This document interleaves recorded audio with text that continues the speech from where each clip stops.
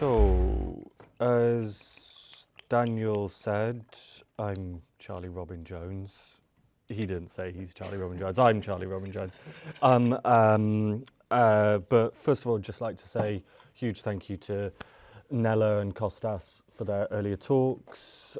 Big thanks to the whole team here for laying this great day on, and huge thanks to Dr. Felsteed for organising such a brilliant day.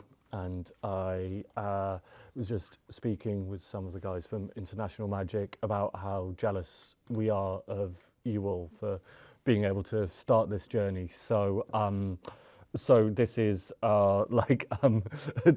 starting from a point of deep jealousy is always a great way to begin any social interaction, I think.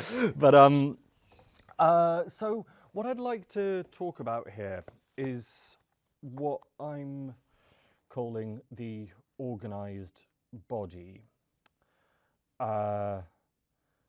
This came about through a conversation with Daniel in the lead up to this talk, where I was speaking about some of the thinking that I've been doing over the summer for some recent articles that I've written, and about some of the bigger, deeper ideas of what hyperbody is, how we could think about hyperbodies, and how you guys can start this journey, I suppose, of learning. I think the way that I approach these sorts of things is never to give a kind of full final picture, but more just to sort of throw some stuff out there and see where it lands. So this is sort of less of a kind of complete thesis that I'm presenting, but it's just more some things that maybe we could think about what they would mean together. Now, the key thing that I'd like to think about here is about how these kind of new forms of organising can produce new forms of bodies. We organise ourselves into forms that are beyond ourselves, be that a class, be that a Discord group, be that a corporation, be that a polity, be that even a nation state. We organise ourselves into these things beyond us, and I'd really like to think about how these kind of new forms of politics that might be emerging, that might be enabled by technology, and I'd like to think about what happens to our bodies while we're participating in these, not only new online structures, but also offline ones, and how these kind of might combine.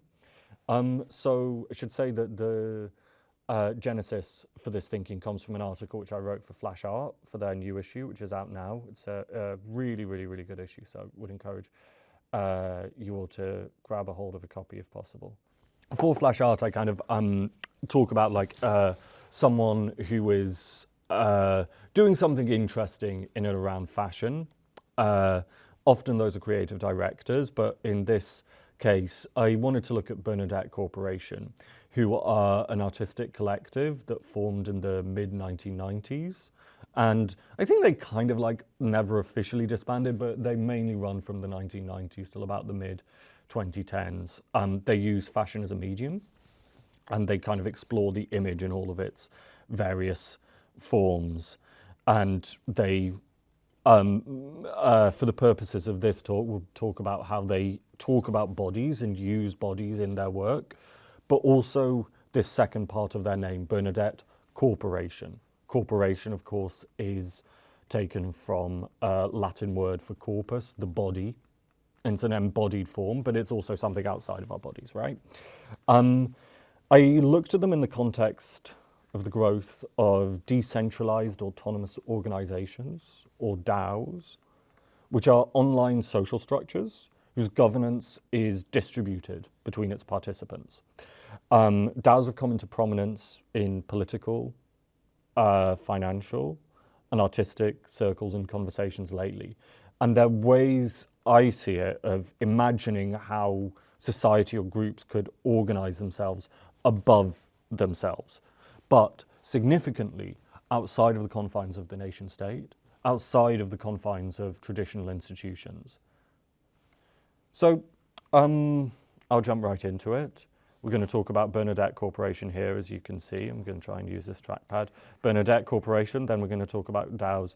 Then I'm also going to talk about how we think of the imagination of this politics into crowds, which might be our sort of like most disorganized form of organization, but I think one that has some very, very, very interesting things to teach us. And then finally, I'm going to kind of like conclude with some paradoxes that we can kind of begin thinking about in the group discussion and hopefully in coming weeks after that. So Bernadette Corporation was founded in the 1990s, in 1994 to be exact, by a group of artists, all recent graduates, much like yourselves will be, I suppose, once this is all said and done, including Bernadette von Hoy, who was an American artist, still is, and who gave the corporation their name. Their first work was a club night, of all things, that was thrown at the Moogler Room, of all places, in Michael Allig's Club USA, which was this, Michael Allig is fairly horrendous man, I think it's safe to say. It's safe to say, yeah, he murdered someone, he's a bad lad. But like, don't murder people. It's a big message. But he, Macaulay Culkin starred as him in a famous film about him and his work. So he's sort of very interesting, very strange figure. But anyway, they evolved after beginning sort of throwing these club nights, which it's interesting to think of a club night as being an artistic work, right?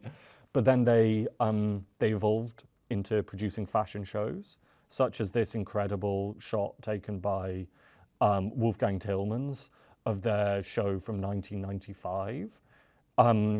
This was a collection, and I think this is actually interesting just to hover on in the context of fashion, in the context of image production, that their collection was based in only small part on clothes that they actually like cut and sewed, speaking of bodies, speaking of embodied forms of production. A lot of it was sort of things like this, I believe. This is Tupac here, but I can't quite tell because of the angle. This like stuff that they found from like souvenir shops or from thrift stores. So they're sort of using kind of material which already exists and is already around. But what they're definitely producing is the sort of like the material impacts of fashion. So they're kind of contributing to this world of images and reflected images and the way that images work and transpose and are distributed, kind of in semi, in very intentional, kind of like, what's the word? Apart from the actual material making of the thing. So this is kind of going back nearly 30 years, but I think it's really interesting to see how modern this is, not just because I think that a lot of these looks are the sort of things which you could really imagine seeing around now. In another shoot, they sort of had this editorial taken from their own magazine, Made in the USA, which they went on to produce. Then they went on to produce works like The Complete Poem, which was a book from which this image, which is, sort of feels like it kind of, again, like you can see this as a sort of like faux Helmut Lang editorial, but it actually is an artistic image and it's sort of playing with these ideas again. They also wrote the novel Rena Spaulding's and even got involved with the French far left terrorist group, the Invisible Committee. So they sort of like blend these kind of like worlds of kind of like high fashion and like even sort of producing editorials that were in like ID magazine, but also sort of like working with these sort of like political radicals in this sort of like very kind of like wormhole-y way. An incredible thing, if anyone wants to go on a YouTube dive, is this Get Rid of Yourself film, which stars Chloe Sevigny and the anti-globalization protests of the time, which is sort of this incredible document about empire and bodies and riots, and it's brilliant film that I'd recommend to anyone. Then sort of like going into the late 2000s, early 2010s, they begin kind of producing work that kind of looks like something that's like legible in a gallery context, like these incredible photos by Benjamin Alexander Hoosby, who's a fashion photographer, now works with the brand, is now set up the brand even, GmbH or GmbH with his partner, and they now are the creative directors of Trussardi. So it's a sort of interesting kind of like stitching back and sort of like recursive thing there, right? So the thing that's really interesting, well, there's so much which is interesting about Bernadette Corporation, but for the purposes of this talk, one of the things that is so interesting about them is that throughout their work really looks at bodies, like, and critically, I think we could then, like, if we're to sort of like exercise our abilities to look at these images, we see that these pictures, they're always, the body is always represented and is always a focal point. Yet it's always the body from afar. It's always the body which is observed, which is clothed or dressed or seen. It's never the body, almost never the body is an active form. It's always the body as seen within this realm, right? Like we see these sort of like looks here, we see these looks here, we see these looks here. I'd say that so it's already kind of like strangely like disembodied body, right? Now I'm going to quote from the art critic Caroline Buster here. Caroline presents a podcast with some others called New Models, which, if you're not already aware of, is incredibly important, incredibly good for sort of like getting yourself in the sort of like head zone. And I think, yeah, phenomenal resource and sort of community. So really would encourage that. But as well as that, one of her many talents is that she's also a phenomenal art critic. She wrote this essay for Bernadette Corporation's book, 2000 Wasted Years, which accompanied their retrospective. And I'd like to just quote from it here. Unlike Duchamp's model, Bernadette Corporation's has a head of her own, and unlike Caravaggio's Jesus, also a gaze, taking her into Olympia territory. But this model's objectiveness overrides. Her body is just one more thing in a field of everyday things. Olympia, this referenced, very problematic image, it comes from a painting by Edward Manet there. Edward Manet? I don't know. Anyway, because in Bernadette Corporation's work, however, bodies are never only objects. They're objects to which something in particular is being done. Body is substrate, body is material support, or with which something is being enacted. Body is tool, body is affective machine in itself. The mutation of the woman operating a video camera, the reshaping of the girl wearing diamonds, the unpacking of an actress, whatever the tool used, video After Effects, commercial photo retouching, we could think here about as a sidebar, about the sort of work that we're thinking about doing here about sort of like tool neutrality in a way. Bernadette Corporation seems to take a less interest in the mediating technology than how this technology ultimately alters us, how we transmit representations of ourselves, how we perceive images of each other. So thinking about the images produced not just as ends in themselves, but as examples through which social relations can be built, I suppose. End quote. Though they were obsessed with bodies, Bernadette Corporation rarely, if ever, showed themselves. This picture, for example, comes up when you search for them and sort of looks kind of like some of the members, but also is definitely not the members, but models enacting a shoot that could be them. So it's this sort of like very strange recursive form. So this representation of them is not them, you know, in this sort of thing, although it's not a representation which is taken to be of them. It's a very sort of very interesting layered image, and especially when we think there of sort of reading this in the context of sort of like 90s fashion and sort of like grunge and post whatever, Helmut Lang, minimalism, we can sort of see all of these kind of like languages here, yet produced for a purpose without a purpose, right? The final point just to hover on here, and before we move on, is of course the fact that Bernadette Corporation call themselves a corporation, right? Corporation, as I said, comes from Latin for body. A corporation is a thing outside of us. It's a body outside of us, but yet it is something which is separate to us. In legal terms, a corporation is something which can be sued, can accrue debts. It's something that needs money. It's something that can expel. So it's in a lot of ways serves a lot of the very basic parts legally and quasi-physically, I'd say, of an actual body, yet is also completely separate to anyone actually there.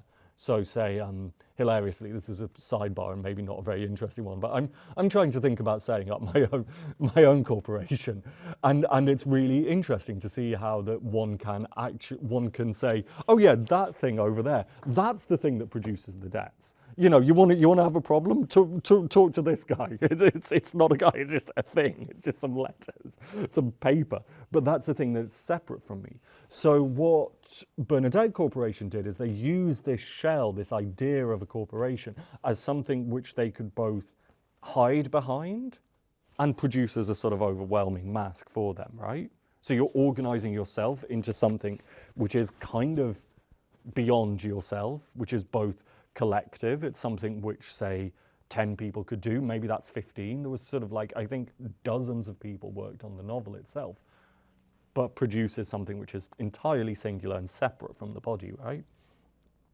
Now, when I was thinking about Bernadette Corporation for this piece back in June, I was also thinking about a talk that I went to at the Serpentine with a friend, that a friend was giving and involved with, which was the launch of a book about decentralized autonomous organizations.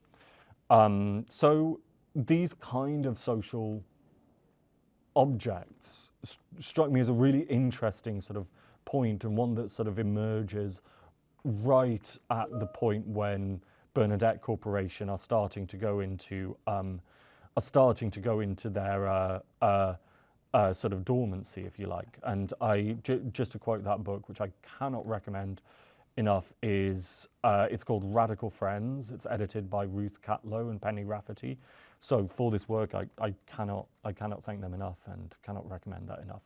So as I said, decentralized autonomous organizations are decentralized. They're decentralized because at least in theory, they're not owned by one centralized authority or one person, but rather this ownership is distributed through its members, not centralized.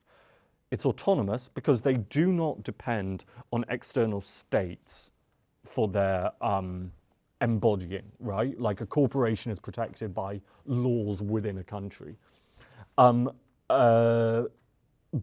they're also not dependent on a certain institution. They're not owned by another thing which sits outside of themselves. In fact, that their objecthood, if you like, their organizational, like the thing that holds it together, is actually itself, and it does that through blockchain technology, which is a thing that I'm not gonna get. Like, you know, when you feel like yourself like beyond your skis, you're like, okay, it exists. See you later, guys. See you later. So the final thing is organizations. I think it's interesting that we say we never actually think about what organizations are, right? It's just the O at the end of it, or it's just the thing at the end of the World Health Organization. We never actually think, why is it an organization? So it's an organization because it exists to execute things, right? Things that organize the rest of the world. But also they're organizations significantly because they organize the people in them. We are organized by the organizations we're a member of, right? So they're ways of sort of they're not collectives, they're not friendship groups, they're not, I don't know, a gang or whatever synonym you could think of to say, or sort of like less organized things. They're organizations. So as I mentioned, they use blockchain technology often, but not always, because blockchain technology can exist without the auspices of a nation state. At least that's the theory. They will use this blockchain to sort of to gatekeep and often to mediate interactions in the groups. To say, so a number of them will have tokens to join up, as the Broad founder, who is the company behind Lil Miquela, who I think flicked up in Costas's presentation. This person is behind this DAO called Friends with Benefits, which is a sort of a kind of crypto social club, from what I can find out, because I can't afford a membership. So I'm just sort of pressing my face literally against the screen, but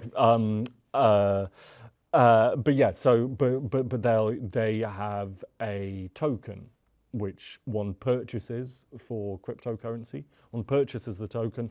Through that token, you can become a member. You can then sell your membership on, so it becomes a financial instrument, which is kind of like you could actually imagine something outside of the blockchain, but it's still very key to its autonomy. So at the smallest scale, they can be little more than a group chat or a Discord server. At the biggest, they can be the size of a major financial institution.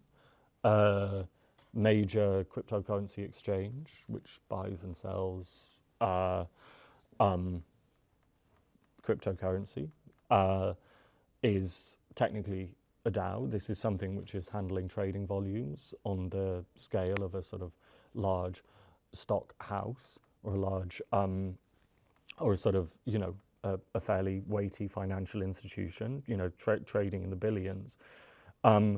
But in the middle of the majority are sort of things a bit like the Friends with Benefits example, where it's a few dozen people in some ways interacting on something that might be creation of artistic work. It might be the managing or the facilitating of other work. It might simply be something which exists for itself. Now, of course, in all of these examples, the power of the admin is really critical. So if you think of a group chat, right? Like who within a group chat is allowed to invite other people into the group? Who within the group chat can kick people out of the group chat? This is technically a group chat, you're all in it and you're all sort of in the same space and you're all vibing, but some people have power, some people don't. We could also think about the power, even if we're thinking at the smallest level, of the power to create new rooms in a Discord channel server is in itself a power in itself, right? You could think about how decisions are made and the sort of network of kind of rights and privileges around that. And any discussion with, which is one of the reasons that I find like the DAO space so kind of like interesting and sort of hilarious, is that as soon as you start conversing with people who are in the DAO space, as they say, you instantly start sort of like getting into sort of very knotty problems, to the extent that you think that the DAO space exists to ask questions about what the DAO space is, which kind of like makes you think about the other puns that DAO also means. But that some of these questions, I think, are so interesting because they're asking some of the biggest questions that political thinkers have wrangled with, and by political thinkers I mean both the sort of like, big guys of political theory, but also the ones that we all ask in all of our lives. We ask, should you have like total democracy where everybody gets a say? Or should there be certain requirements, or should there be certain weightings to your involvement in the DAO. So say a DAO setup say we all set up a DAO. Should the people who do certain tasks within the DAO, should they have more votes? Should they have less votes? Would the presenters get a higher weighting of votes, or should they get a lesser weighting of votes? Should you guys have the votes and we are simply, maybe we might get a tokenistic thing. Again, we could sort of think about the ways that you're talking about what an organization is, or what rights are really, or what things attach to bodies in this way. I think you could also think about like the big questions that arise before it comes to a vote, right? We could all vote on something, but who decides what gets voted upon? How do you financialize? Or how do you guide against financialization? And kind of like, as a lesser fourth one, like, what do you actually do? Like, what's the created output? Now, we could sort of like talk endlessly about these. And as I said, the Radical Friends, the book on talk editions, is a brilliant guide to looking at these, and especially what do DAOs mean in the context of creative practice. But what interests me in the context of hyperbodies is that these are all like incredibly unembodied questions, right? They're questions of the cerebellum or the superego, or what you could call the social self. They're the things that we ask our projected image, which might exist in a social sense. It's questions that we're sort of asking to each other there, right? They're things that are capable of being asked, mediated, conducted, at least in principle, without any body at all. All you need is a cortex, is this sort of like part of the front bit of your brain, and you need some way of putting that into a screen. That's all. Like, hands are like kind of good, but not essential.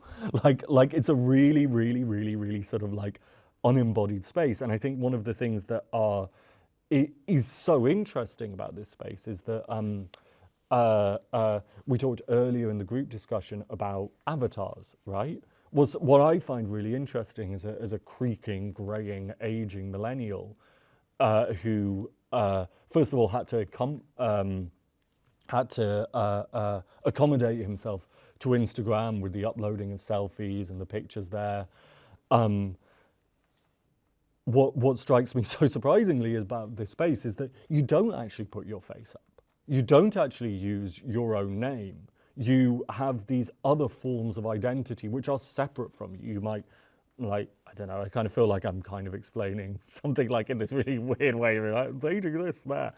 But it's like, you know, that you use images representing yourself in these spaces. You don't always show yourself. There's this sort of like that connection is broken, which I think is like is something which a lot of people have commented on, but I still think is something like, there's something really interesting about that breakage.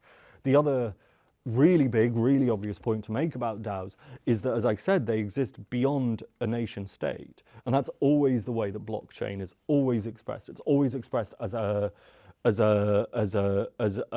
post-national. It's something that happens beyond the powers and borders of the state. Now, if you think about what states are, what a nation state is, if you think about what a border actually is, it really is a way of mediating bodies, often racializing them, and of saying your body must go here and this body must go there.